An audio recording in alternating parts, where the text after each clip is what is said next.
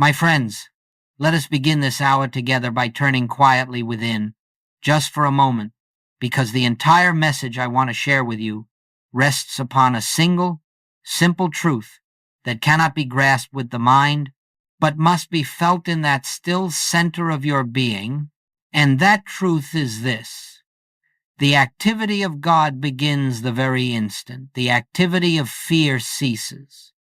It is not that God has been absent, nor that divine grace must travel some distance to reach you.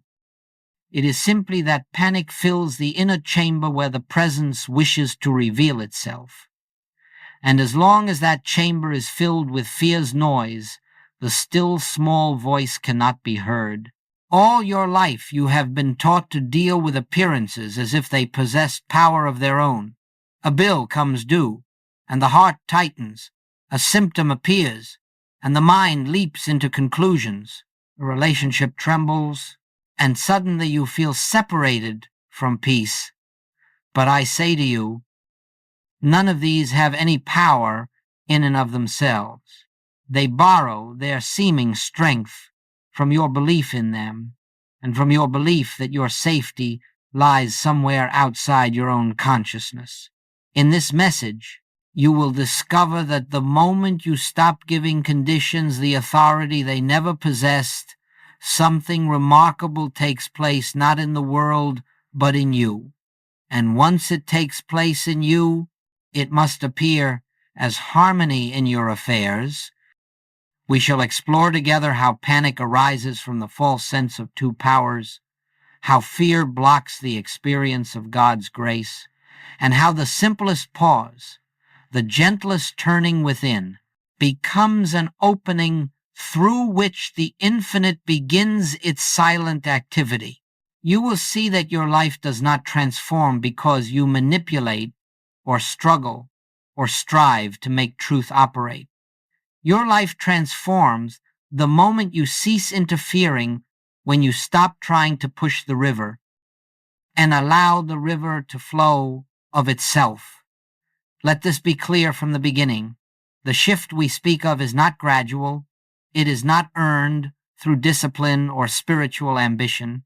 It is immediate. The very instant recognition dawns. And because it is immediate, it is available to you now, here, in this very breath. You do not need a better body, a better mind, a better situation, or a better past. You need only the willingness to stop leaning upon fear and to rest your weight upon the unseen presence that has been carrying you from the first moment of your being. As we proceed, remember this: no one has ever found God through fear, anxiety, or desperate effort, but every soul that has found the presence has done so in a moment of quiet surrender, when the noisy activity of the mind subsided and the heart opened to the realization, I and the Father are one. It is this moment we prepare to enter. It is this recognition that changes everything. Now let us go deeper. For unless this point is clearly understood, all spiritual work remains fragile and uncertain. Panic, fear, anxiety, these do not arise because of the circumstances before you. They arise because somewhere within there still lingers the ancient belief that there is a power apart from God, a power capable of injuring you, depriving you, or separating you from the harmony of your source. And as long as this hidden belief remains, the mind will continue to tremble at every disturbance of the outer world, for it imagines itself at the mercy of forces beyond its control. What is the origin of this belief in two powers? It is born of the assumption that spirit and matter stand in opposition, that God governs the invisible realm while something else governs the visible. And from this mistaken foundation springs every fear that has ever touched the human heart. For if matter has power, power to make you sick, power to impoverish you, power to disturb you, then you will inevitably bow before matter, even while professing faith in God. If people have power to harm you, power to betray you, then your peace will rise and fall with their moods and their actions. And if the world itself is a power, its economy, its politics, its movements, then the soul becomes like a tiny boat tossed upon a storm. But hear me, there are not two powers. There is one presence, one life, one law, one substance. And when this is recognized, truly recognized, not as a comforting thought but as spiritual fact, the entire root system of fear withers in a single moment. You may still see conditions that appear threatening, but you will no longer grant them authority. You may still hear the mind whisper, "What if?" but you will not bow to its suggestions. Instead, you will stand in the quiet realization, God is the only power. Nothing else has power. Nothing else ever did. When Jesus said, "Judge not according to appearances," he was not offering moral advice. He was revealing a mystical principle. Appearances, no matter how convincing, are not power. They are shadows cast by belief, and belief is not reality. The panic you feel is not caused by the appearance. It is caused by your belief that the appearance possesses power of its own. And so the first great healing in the infinite way is always the healing of this belief in two powers. The moment you see through it, something extraordinary occurs. Conditions lose their ability to frighten you, not because the condition changes, but because your sense of it changes. And when your sense of a condition changes, the condition itself cannot long remain in its former shape. It must conform to the new consciousness that beholds it. Therefore, let us be very clear as we continue. Every fear you have ever felt has arisen from the acceptance of a second power. Every burden you carry today is carried only because you still hold, consciously or unconsciously, the belief that something other than God is operating in your life.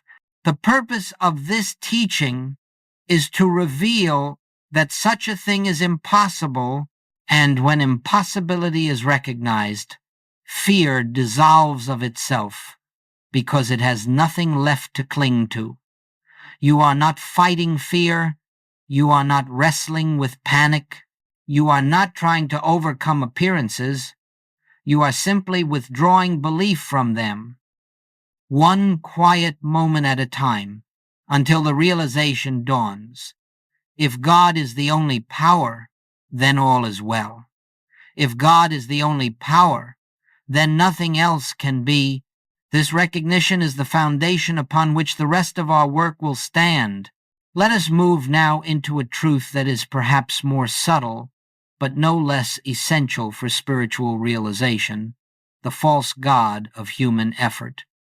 For even after we recognize that appearances hold no power of their own, the mind still insists that something must be done, that you must rush, must solve, must struggle, must somehow push your way into harmony.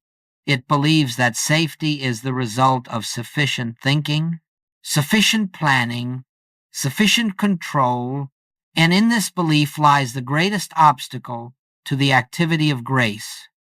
You see, the human mind has been conditioned to worship its own effort. It takes pride in its accomplishments and despairs at its failures because it imagines itself to be the cause of all things. And so, when trouble arises, the mind leaps into its habitual motion, calculating, comparing, projecting, fearing, attempting to orchestrate outcomes as though it possessed the wisdom of the infinite. But the mind is not the instrument through which spirit works. It is the veil that obscures Spirit's activity. Understand this clearly. The moment human effort begins, divine activity is shut out, not because God withdraws, but because the mind's noise blocks your awareness of the presence. You cannot hear the whisper of Spirit while you are shouting instructions at the universe. You cannot feel the movement of grace while you are frantically pushing the wheels of circumstance with your own hands. Human effort occupies the very space where God intends to reveal himself in the infinite way. We learn that there is nothing for the human mind to do. The mind cannot bring harmony. The mind cannot heal the body. The mind cannot secure supply.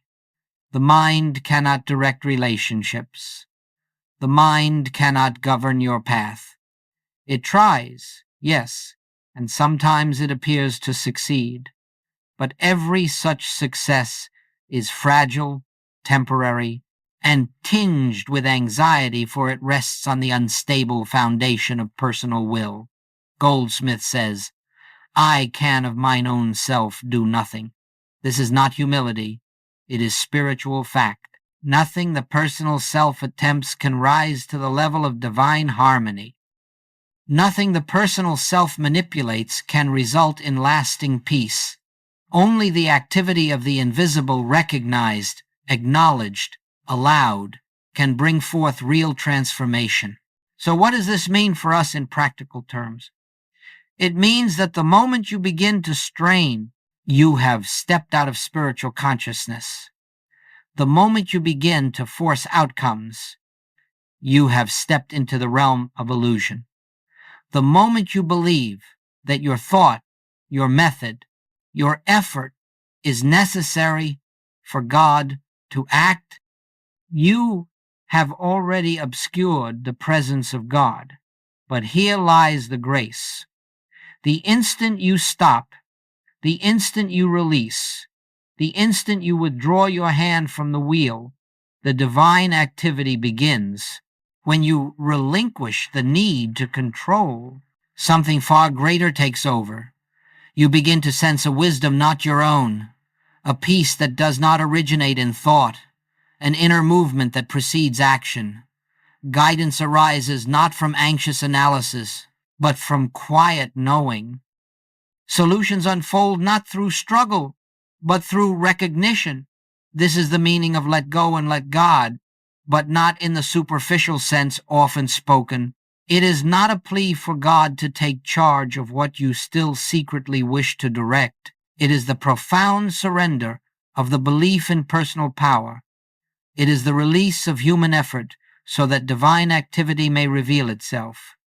And so long as you continue to believe that your safety depends on your labor, your reasoning, your planning, you will remain tied to the wheel of fear. But the moment you understand that the only true activity is God's activity, and that this activity flows effortlessly, the instant you stop interfering, you enter a new dimension of being one governed not by the mind's striving, but by the Spirit's movement. This is the truth that frees you from the tyranny of effort. God does the work. Your part is recognition. God is the activity. Your part is to become still. God is the harmony. Your part is to cease resisting it. When this becomes the foundation of your consciousness, life shifts from struggle to unfoldment. Nothing is forced, nothing is chased, nothing is wrung out of the world by human will. Everything flows from the invisible to the visible, from the inner to the outer, from the kingdom within to the experience without. This is the way of grace. Let us now come to the heart of our work, the recognition of the presence that never moves, never trembles, never reacts, never shifts with the tides of this world. For unless you come to know this presence not as a belief, not as a hope, But as the living reality of your own being, you will continue to be governed by the appearance world, and you will continue to measure your peace by the conditions that rise and fall around you. But the moment you recognize the presence, the moment you feel, not think, but feel that there is a life within you, untouched by circumstance, you discover a center that remains unmoved in every storm. You see, beneath the surface of your thoughts, beneath the emotions that come and go, beneath every mental noise that clamors for your attention, there exists a silent region of consciousness that has never been frightened, it has never been confused, it has never been broken, threatened, or diminished. It is the I that was before Abraham. It is the Christ within you. It is the presence of God as your own being. It does not move with the world because it is not of the world. This presence does not begin when you meditate, nor disappear when you forget it. It does not increase when you study, nor decrease when you err. It simply is permanent, changeless, eternal, but though it is always present, it is not always recognized. And so our work is not to make the presence appear. It is already here. Our work is to remove the veil of fear, the veil of effort, the veil of judgment that prevents us from seeing what is already established within. When Jesus spoke the words, "I am with you always," he was not speaking of a man returning again and again to human experience. He was speaking of the eternal presence, forever at the center of your being. When the psalmist declared, "If I make my bed in hell, thou art there," he was bearing witness to the same truth. No matter where the human sense finds itself, fear, sickness, lack, despair, this inner presence has not moved an inch. It is there in fullness, in completeness, in perfection, awaiting recognition. And so, you must understand, the presence you seek is not something you must attain. It is something you must acknowledge. It is not something you must call forth. It is something you must stop obscuring. The mind obscures it with its noise. The emotions obscure it with their turbulence. The senses obscure it with their insistence that the outer world is the only reality, but the presence itself is never absent. It is simply unrecognized. Therefore, the essence of spiritual practice is the art of remembrance, remembering that the good you seek is already here, remembering that the love you long for is the substance of your own being, remembering that the wisdom you need is already active at the center of consciousness, remembering that the peace you chase in the world is the peace that looks out through your own eyes. In this moment, you may pause and silently feel for it, not with expectation, not with strain, but with a gentle turning of attention inward, just a slight shift from the outer to the inner, from the appearance to the invisible, from the mind's activity to the heart's knowing. And even if you feel nothing at first, the recognition has already begun. For the presence is not felt through sensation. It is known through stillness. It is not approached by desire. It is revealed in quiet acknowledgement. As you grow accustomed to resting in this inner stillness, you will discover something remarkable. The presence remains the same in every circumstance.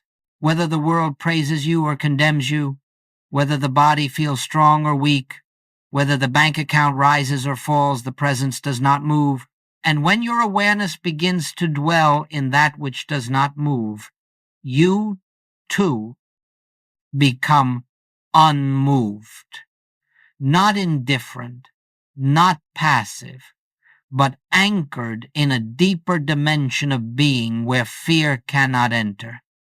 This is the beginning of true freedom, the recognition that the self you are is not the mind that fears nor the body that changes, but the presence that witnesses all without being touched by any, And once you recognize this, panic falls away, not because the world has changed, but because you have awakened to the one who stands above the world. This is the presence we will continue to explore, for it is the foundation upon which all spiritual demonstration rests. Now, let us look closely at the moment fear actually loses its power, for this is not a gradual process as the world supposes. It does not require weeks of affirmation, months of struggle, or years of mental discipline. Fear evaporates in the very instant consciousness awakens to the truth of one presence, one power, and though we may speak of this as a moment, understand that it is not measured in time but in realization. In a single flash of spiritual recognition, fear is rendered impotent, not by force, not by resistance, but by the simple light of understanding. Fear thrives only in the absence of recognition. It is like darkness in a room. You may fight the darkness, curse it, analyze it, or pray for it to disappear, but nothing changes until someone touches the switch and reveals the light. And in that instant, darkness vanishes not because it was conquered, but because it was never a power in the first place. It existed only where light was not acknowledged. So it is with fear. It appears powerful only while you grant it reality. It governs only while you believe conditions possess authority. But the moment you withdraw belief, just as swiftly as the moment the light appears, fear has nowhere to remain. It dissolves into its native nothingness. Let us understand this with clarity. Fear never departs because conditions improve. Fear departs because consciousness improves. Fear does not recede when the body is healed. It recedes when you realize that the body never held power over life. Fear does not diminish when money arrives. It diminishes when you recognize that supply is spiritual and never ceases. Fear does not vanish when conflict resolves. It vanishes when you know that harmony is not created by people, but by God as the invisible principle of oneness. Fear and harmony do not coexist. Fear and God do not coexist. Fear and the realization of omnipresence cannot stand in the same consciousness. The revelation of one removes the possibility of two, and so, what is this moment in which fear loses its power? It is the instant you cease looking outward and turn within. It is the instant you stop consulting the mind and begin listening for the still small voice. It is the instant you acknowledge, even if only quietly, even if only faintly, God is here. God is the only presence. God is the only power. That is the moment fear is dethroned. Do you see? The transformation does not occur in the world. It occurs in you. Nothing outside you needs to shift before fear is undone. You may still see the troubling condition. You may still hear the mind's whisper. But if something deeper in you has awakened, that is enough. That inner shift alone contains the seed of healing, of resolution, of supply, of restoration. Many students experience this as a subtle quieting of the heart, a softening of the inner atmosphere. Others feel it as a sudden release, like a burden that drops away without effort. And still others do not feel anything at all, but they notice that the fear which had gripped them is simply no longer present. The Spirit works in its own way. Your task is only to recognize, to acknowledge, to rest in the presence that stands unmoved behind every appearance. Think of how quickly clouds passing over the sun can create the illusion of darkness, and how quickly the light returns. The moment the cloud shifts, the sun was not affected by the cloud. It remained as brilliant as ever. The presence within you is just as constant. Your fears are merely clouds of belief passing across awareness. The moment you recognize the sun is still shining, the power of the cloud dissolves. Therefore, I say to you, do not fight fear. Do not struggle with it. Do not attempt to banish it with mental arguments. Simply recognize that it is not a power. It has never been a power. And in the moment that recognition slips into consciousness, even as a whisper fear's foundation collapses, it cannot stand where the light of truth has entered. This moment of realization is the turning point of an entire life. Now that we have seen how fear loses its power, let us take up one of the most vital practices in the infinite way, non-reaction. This may appear, at first glance, to be a simple instruction, but no principle is more misunderstood nor more essential to spiritual unfoldment. For every time you react to an appearance, you affirm its power. Every time you rush, defend, resist, or attempt to correct a condition, you declare, without speaking a word, that the condition has authority. And in that declaration, you bind yourself to the illusion. Non-reaction is not indifference, nor is it denial. It is not the cold refusal to acknowledge what is taking place. It is the quiet recognition that appearances have no inherent power. It is the capacity to meet the world's disturbances with an inner stillness that says, I see you, but I do not bow to you. I acknowledge you as appearance, but not as truth. This is the spiritual poise that dissolves problems at their root. Consider the nature of reaction for a moment. The phone rings with troubling news, and immediately the heart quickens. A bill arrives, and at once the mind begins calculating, fearing, projecting.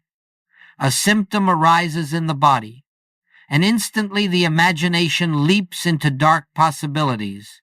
All of this takes place within seconds. Why? Because the mind, trained for generations to believe in two powers, attempts to seize control. It is reaction that keeps you enslaved to appearances. But listen carefully. You do not overcome appearances by reacting to them. You overcome appearances by refusing to grant them power. Non-reaction is this refusal not by willpower, but by recognition. When a disturbing circumstance arises, the ordinary person reacts, the spiritually awakened person pauses, and in that pause, grace enters. In that pause, the mind's habitual momentum is interrupted. In that pause, the presence has an opening through which to reveal itself. Let us picture it.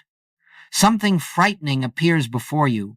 Instead of rushing to fix it, instead of allowing panic to rise, you gently say within yourself, I will not judge by appearances. And you pause, just one breath, one conscious breath, turning inward. In that single breath, the sense of two powers begins to collapse. In that single breath, you return to the awareness of the one. And in that awareness, reaction becomes impossible. You cannot fear what you no longer believe has power. You cannot defend yourself against what you recognize as illusion. You cannot strive to correct what you see as nothing more than a shadow. Reaction fades because the belief that fuels it has faded. Goldsmith taught that the moment of non-reaction is the moment of spiritual dominion. It is the moment when the individual steps out of the role of a frightened human being and stands as the witness of God's activity. When you do not react, you do not become passive, you become receptive to the movement of grace, receptive to the wisdom of the Spirit, receptive to the inner impulse that will guide your next step. Do not misunderstand. Non-reaction does not mean you ignore practical responsibilities. If a child cries, you comfort the child. If a doorbell rings, you answer it. If your body requires attention, you consult appropriate help, but you do none of this from fear. You do none of this from the belief that the condition has power over the real you. You take practical steps, yes, but only after you have first reestablished your consciousness in the presence. This is the meaning behind the statement. Seek ye first the kingdom of God. Seek the kingdom first. Before the reaction, before the judgment, before the planning, before the analyzing, the world teaches, act first, think later. Spirit teaches, recognize first, then act. If you will begin each difficulty with a pause, just a moment of turning inward, a moment of acknowledging God is the only power, you will find that your reaction is replaced by response, your fear replaced by clarity, your panic replaced by peace. And from that peace, the right action unfolds without strain. You will discover that many problems dissolve before action is even required. Others resolve themselves in ways you could never have orchestrated, and still others may require your participation, but that participation will flow naturally, without fear, without urgency, without struggle. Non-reaction is the doorway through which you leave the world of appearances and enter the realm of grace. Let us now enter one of the great mysteries of spiritual living, a truth so simple that the human mind repeatedly overlooks it. God begins where human effort ends, not because God was absent while you were striving, but because your striving occupied the entire field of your awareness. The presence was there all along, waiting, abiding, forever, offering its fullness. But panic, effort, and mental strain act like thick curtains drawn across a window. The sunlight remains, but it cannot enter the room until the curtains are opened. And the opening of that curtain is your stillness. Every spiritual demonstration, every healing, every unfolding of supply, every restoration of harmony, every moment of grace in your life has occurred at the very moment you stop trying to make something happen. It has occurred not during your struggle, but during your surrender, not in your feverish activity, but in your quiet recognition that Spirit alone does the work. This is the meaning of the ancient words, "The battle is not yours, but God's." The battle is never with outer conditions. The battle is never with people, with the body, with the bank account, with circumstance. The battle is always with the belief that you, as a human mind, must manage the universe. The battle ends the moment you relinquish this false sense of responsibility and return to your true identity as the instrument of the infinite. When you become still, truly still, not as a technique, but as an inner release, something begins to happen that is beyond the capacity of the human mind to understand. You feel a subtle movement, not physical, not emotional, but spiritual. A shift takes place within the depth of consciousness. It may be sensed as peace, or as clarity, or as a gentle knowing without words, or it may not be felt at all. Yet regardless of feeling, the activity of God has begun, and once the divine activity begins, it goes forth in ways entirely independent of your personal ideas about how things should unfold. It works at levels you cannot see, through channels you could never invent, and with an intelligence that surpasses all human reasoning. What to the human mind seems impossible becomes the simplest of matters to the spirit. What appears complex becomes effortless. What seems hopeless becomes a perfect expression of harmony. Let us be very clear. Divine activity does not depend on your understanding of how it works. The tree does not understand how sap rises in its branches, yet it blossoms all the same. The sea does not understand the pull of the moon, yet it responds with tide and rhythm, and you need not understand how God moves in order to witness the fruit of that movement. Your part is only to become still enough to let the invisible perform its perfect work. In your stillness, ideas come that are not your ideas. Solutions appear that do not originate in your intellect. Actions arise that feel as though they are being done through you rather than by you. This is grace, not as a mystical concept, but as the living activity of God revealing itself in your experience. You will notice that when you are still, life becomes strangely cooperative. People who were previously difficult soften without explanation. Opportunities unfold without your effort. Supply arrives without strain. The body responds to an inner peace rather than outer treatment. Harmony appears where conflict once seemed inevitable. This is not coincidence, and it is not magic. It is the natural outcome of spiritual law. The outer must conform to the inner when the inner is aligned with the presence. Perhaps the most beautiful part of this truth is that divine movement never requires the cooperation of the outer world. It does not depend on other people changing, nor on conditions rearranging themselves to suit your desires. God moves because God is movement. God reveals because God is revelation. God unfolds because God is the infinite expression of its own being. All that is required is your stillness, your willingness to let the infinite do its infinite work. Remember this always. When you fight, you block the flow. When you panic, you cloud the guidance. When you try, you interfere. But when you become still, when you step aside, when you say inwardly, Father, thou doest the works, you open the channel through which the fullness of God enters your affairs. Stillness is not passive. Stillness is potent. Stillness is the atmosphere in which the invisible becomes visible. The intangible becomes tangible. The spiritual becomes practical. In that stillness, God moves.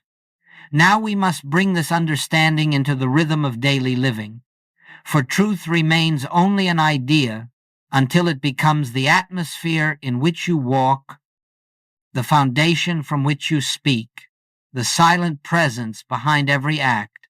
Many imagine that spiritual realization is found in long hours of meditation or in retreat from the world. But the true test of realization is not what you experience in silence. It is whether that silence continues with you when the world calls your name.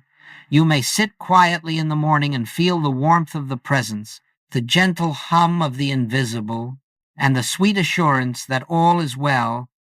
Yet if, within the first hour of your day, the world provokes reaction, fear, or judgment, then the meditation has not yet become realization. The goal is not to feel peace in isolation, but to live from peace in activity.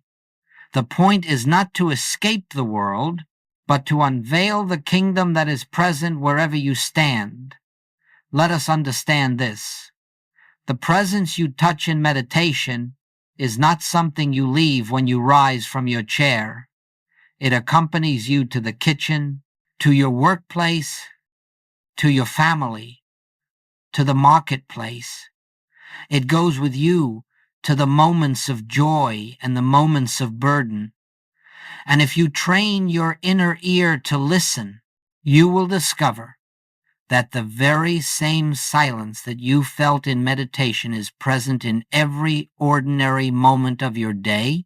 To live from realization is to carry the awareness of the one presence into every circumstance without exception. You are not attempting to stay mentally alert all day. That would be exhausting. Instead, you learn to rest inwardly. Even while your hands are busy, you cultivate the gentle habit of turning within, not strenuously, not with effort, but with a quiet remembrance. God is here. God is the only power. God is the life of all that appears before me. And so you walk through your day with an inner poise, not because conditions are favorable, but because your consciousness is anchored. While others are swept into emotional storms, you remain centered not through discipline, but through recognition. You begin to see people not as personalities with flaws and demands, but as expressions of the same consciousness that breathes you. And this recognition ends conflict before conflict can arise. It ends judgment before judgment forms a thought. It ends separation before separation manifests as pain. Living from realization daily means understanding that nothing is too insignificant for the presence. A conversation with a stranger, a moment of irritation at home, a challenge at work, each one becomes an opportunity to turn within, to remember the source, to abide in the presence. In this way, your day becomes a continuous practice of seeking the kingdom first, not dramatically, not forcefully, but gently, naturally, as though breathing. Do not be disheartened if you forget. Every human being forgets. Every student wanders back into the world of appearances, but you can always return with the simplest acknowledgement, oh yes, God is here. And in that instant, you have stepped back into the kingdom. There is no condemnation in forgetting. The only requirement is remembering. And each time you remember, the remembering becomes easier, more natural, more constant. As this inner habit grows, you will notice something profound. The world begins to respond to your new consciousness. Situations that once troubled you lose their power. People who once irritated you no longer disturb your peace. Problems that once seemed insurmountable are met with clarity and resolve. This is not because the world has changed, but because you are no longer living from the world. You are living from the kingdom within. And very quietly, so quietly you may not even notice at first, your external life begins to reflect the harmony of your inner life. Supply flows more freely. Health stabilizes. Relationships soften. Opportunities unfold without strain. This is the natural outworking of spiritual consciousness. When you live from the realization of one presence, one power, the outer circumstances begin to conform to the inner truth. This is what it means to live the infinite way, not as philosophy, not as belief, not as aspiration, but as daily consciousness. The spiritual life is not found in occasional moments of inspiration, but in the steady, continuous recognition of the presence in all things, at all times, in all places. And when this recognition becomes your way of life, every day becomes a holy day. Every act becomes a prayer, and every moment becomes an opportunity for divine expression. And now, as we bring this exploration to its close, let us return to the beginning, the kingdom within. For no matter how profound the principles we discuss, no matter how deep the realization may seem, all of it points to a single truth. The presence you seek is already here. It has never departed, never diminished, never withheld itself. The only journey you ever undertake is the journey from distraction to remembrance, from outward seeking to inward recognition. If you leave with anything from this time together, let it be this. There is a presence at the center of your being that has never been touched by fear, never altered by circumstance, never wounded by the world. It is whole. It is complete.